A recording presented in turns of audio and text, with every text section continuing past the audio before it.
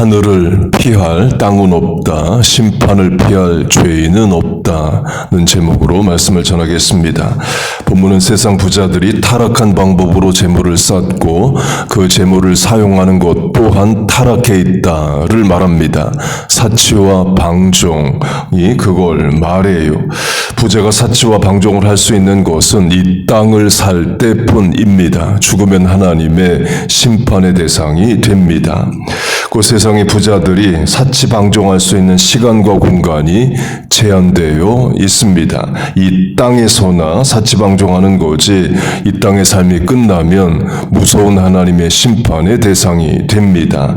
본문 위 1절로 하면 너희에게 이 말 고생으로 미래형으로 말하면서 너희 부한자들아 울고 통곡하라를 말합니다.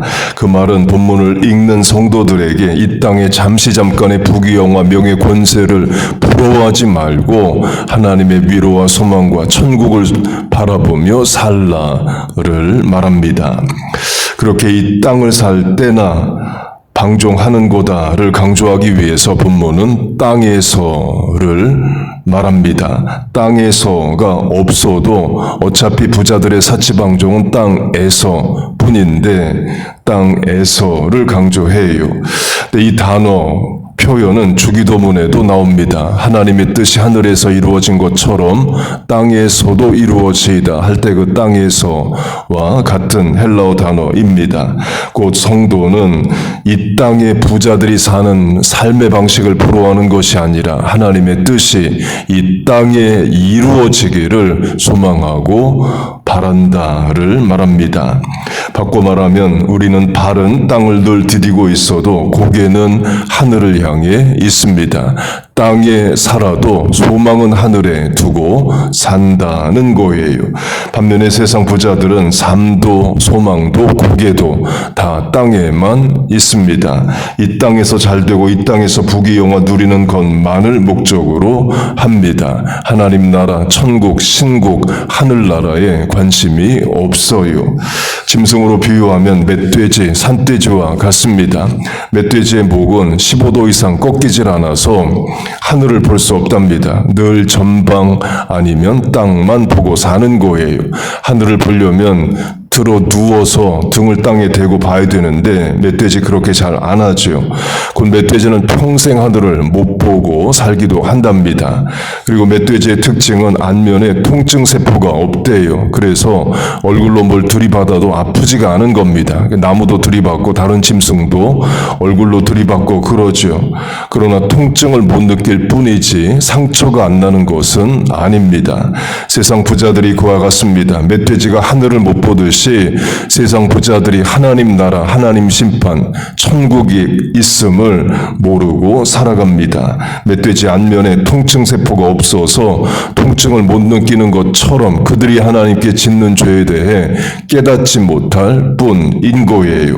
그러면 결국 심판뿐입니다. 그 심판을 본문은 살육의 날이라고 말합니다. 그러면서 살찌게 하겠다고 말해요. 살을 찌게 해서 죽이겠다를 말합니다. 돼지로 비유하면 사람이 돼지에게 사료를 줘서 살을 찌게 만듭니다. 목적은 죽이기 위해서, 사람이 먹기 위해서인 거죠.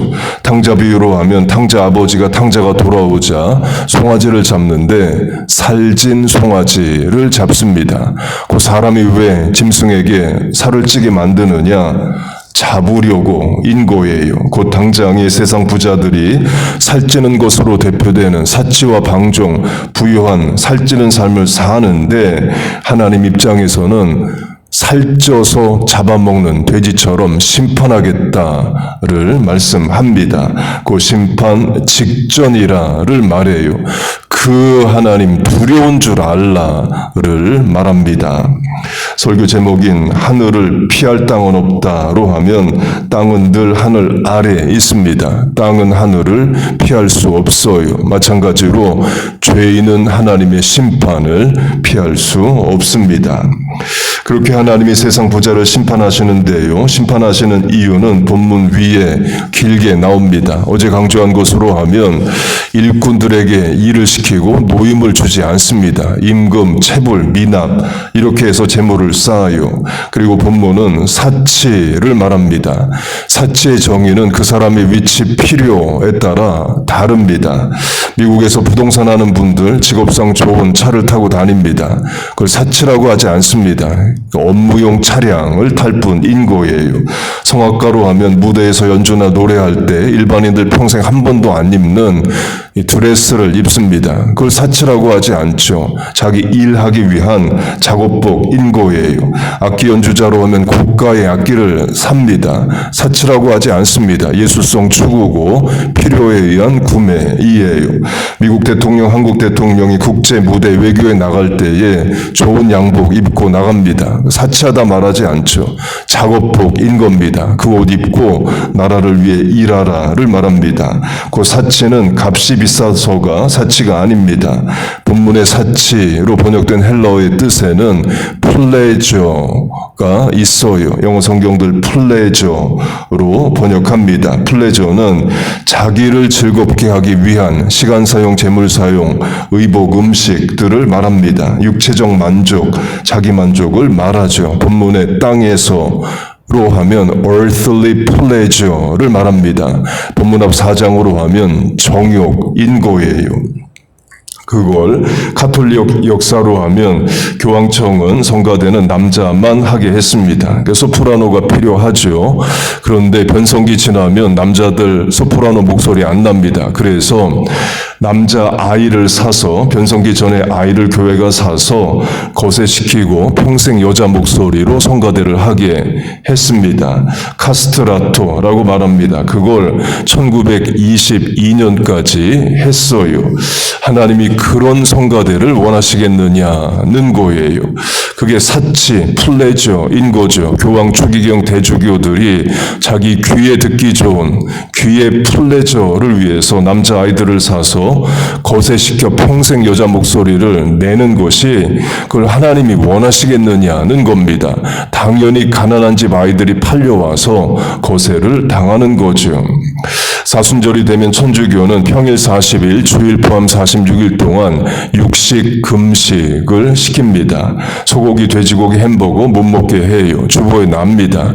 15, 16년 전에 포트리 한인성당 마돈나 성당에 가서 방문했을 때 주보에서 제가 봤습니다.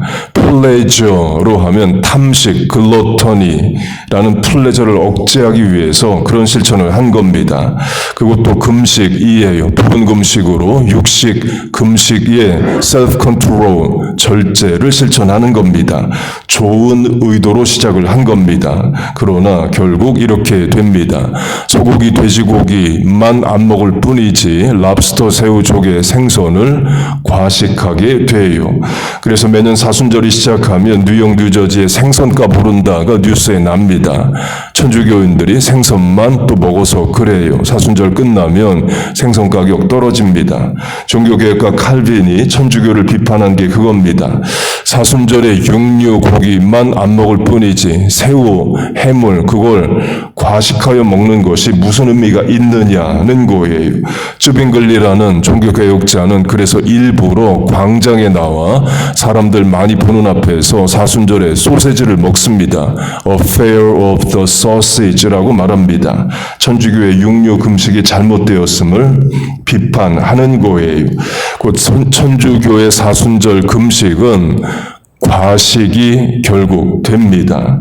그러면 그 고기 대신 먹는 생선이 비싸지 않은 것이어도 플레저를 위해서 먹으면 사치가 되는 거예요. 그 본문의 사치의 의미는 비싼 물건이나 음식이 아니라 육체의 소욕, earthly pleasure를 위한 모든 인간 활동을 말합니다. 적용하면 내 플레저를 위해 쓰는 시간, 물질도 사치가 될 수 있습니다. 이는 성도는 먹고 싶은 거 먹지 말고 늘 거친 음식만 먹고 거친 잠자리에서 자라를 말하는 게 아닙니다. 플레저를 위해 살지 말라를 말해요. 고린도전서 10장으로 하면 먹든지 마시든지 무엇을 하든지 하나님의 영광을 위해 하라 고 말씀합니다. 그러면 비싼 옷, 비싼 음식을 먹어도 하나님의 영광을 위해서 하면 그건 사치가 아닙니다.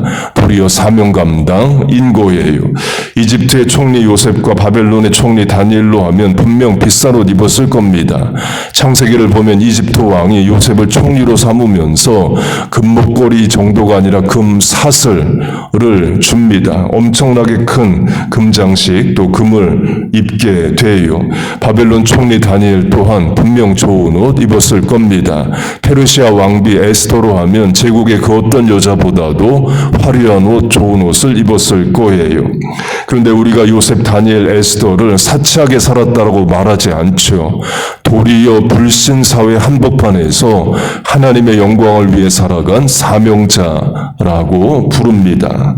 반대로 비싸지 않은 것이어도 하나님의 영광과 상관없는 플레저를 위해서 살아간다면 그게 사치인 겁니다. 그러면 가난한 사람도 얼마든지 사치하게 살 수 있습니다. 하나님과 상관없는 자기 플레저, 육체의 소욕을 따라 살기 때문이에요. 강조점은 하나님의 심판이 있다는 겁니다.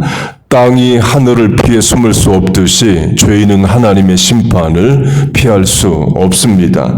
당장 사치와 방종의 삶을 사는 것은 도살자가 돼지를 잡기 전에 살찌게 만드는 것과 같다고 본문은 말합니다. 곧 하나님 두려운 줄 알라, 심판 무서운 줄 알라를 말합니다. 그래서 어제도 강조한 대로 구약 성경의 중요한 명령 중 하나가 Fear the Lord, 하나님을 경외하라, 두려운 줄 알라입니다. 심판 무서운 줄 알라이에요. 그래야 성도가 믿음 지키고 죄의 유혹을 이기게 됩니다. 그렇게 하나님 두려운 줄 알고 심판 무서운 줄 알고 도리어 우리는 우리에게 주신 하나님의 사명과 뜻을 이루어 드리며 살아가는 우리와 자녀들 다 되시기를 주의 이름으로 축복하고 축원합니다. 아멘. 기도하겠습니다. 하나님 아버지, 우리와 우리 자녀들의 가치관, 판단, 친언섭한 언행심사, 생각의 단편, 입 밖으로 떨어지는 말 한마디, 눈짓, 손짓까지 다 붙잡아 인도하여 주옵소서.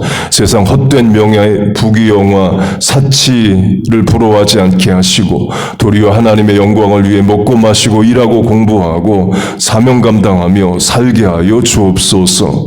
하나님 우리의 필요를 또한 채워주시사 구하는 것들을 얻게 하여 주옵소서.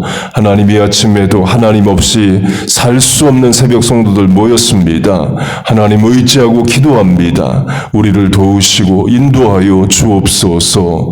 예수님의 이름으로 기도하옵나이다. 아멘.